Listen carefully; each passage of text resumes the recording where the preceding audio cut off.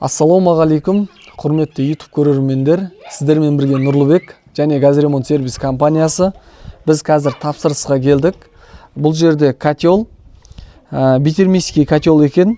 Оның ыстық су жағы өшіп қалып жатыр екен. Біз шешіп көрген едік. Оның теплообменник жағы толған сияқты. Мына өздеріңіз көріп тұрсыздар, қазір мына жерде қақ бар ішінде. Қазір біз осыны арнайы аппаратқа қазір кислота құйып, мынаны жалғап, тоққа тығып, біз жылу алмастырғыш дейді, теплообменникті қақтан тазартатын боламыз. Жалпы достар, біз тұрмыстық техника жөндеу саласының маманымыз. Біздің каналға тіркеліңіздер, себебі біз сіздерге алдағы уақытта тұрмыстық техника жайлы қызықты әрі пайдалы ақпараттармен бөлісетін боламыз. Ол қызықты пайдалы ақпараттарды өмірлеріңізде қолданып, керектеріңізге жарататын боларсыздар. Қазір біз кислотамен жұмыс жасаған кезде мұқият техника қауіпсіздік ережесін мұқият сақтауымыз керек. Қазір осының ішіне бізде кислоталар бар. Осы кислотаны құямыз. Одан бөлек біз мынау отопление бөлікке мына тазалайтын насостың нелерін жалғаймыз. Достар, соляный кислота. Қазір біз соляный кислотаны, бұған әлі су араластырылмаған. 1,5 литр шамада. Аппаратқа құйдық. Яғни бізде шамалы су араласқан кислота бар.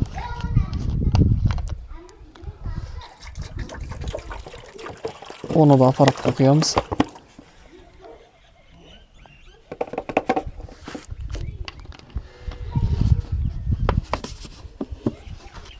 Достар, кислотамен жұмыс жасаған кезде техника қауіпсіздік ережесін мұқият сақтау керек. Егер өздеріңіз арнайы газ маманы болмасаңыздар, арнайы газ маманы шақырып жасатқандарыңыз абзал. Себебі бұл газ деген нәрсе ойыншық нәрсе емес, белгілі бір қателік сіздерге қымбатқа түсіп кетуі мүмкін.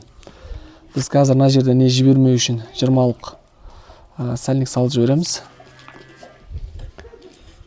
Және мына жерге қатыратын боламыз.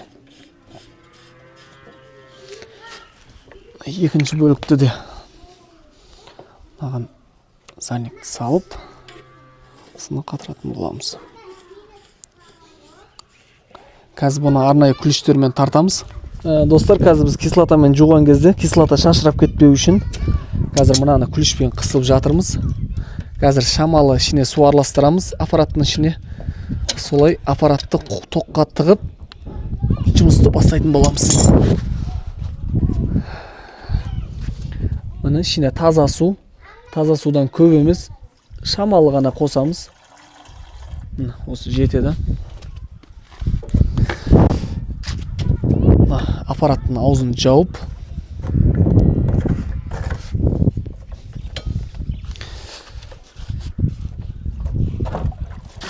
біз аппаратты тоққа тығатын боламыз. Және тоққа тығып болғаннан кейін қазір шлангілердің дұрыс жатқан біршама тексереміз. Егер бәрі дұрыс жатқан болса, біз аппаратты қосамыз.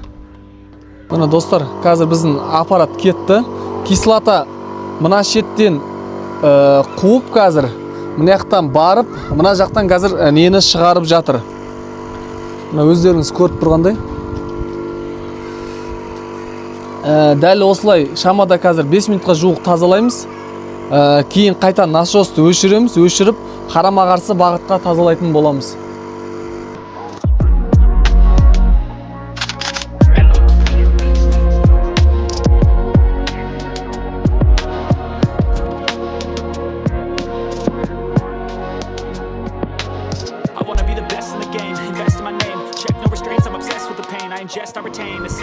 Жалпы достар, газ пеші негізгі осы битермийский және монотермийский болғанда, бұл газ пеші битермийскийде бізде осы жылу алмастырғышта бір жылу алмастырғыш болады, отоплениеде осыда, жылы суда осыда болады.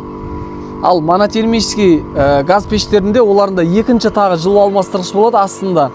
Біз қазір мынау ішінде жүріп атқан кислота басында жай жүріп атыр еді, қазір жылдам жүріп атыр. Біз екі бағытқа да тазаладық. Шамада бір 20 минутқа жуық уақыт болды. Қазір біз аппаратты өшіреміз. Кислотаның бәрін қайта құйып аламыз да, аппаратты, теплообменникті жуып, газ пешіне салып, тексеріп көретін боламыз. Достар, қазір біз теплообменникті неден тазартып алып жатырмыз, кислотадан тазартып алып жатырмыз. Бірінші жағына су құйып, екінші жағынан кислоталар шығып жатыр.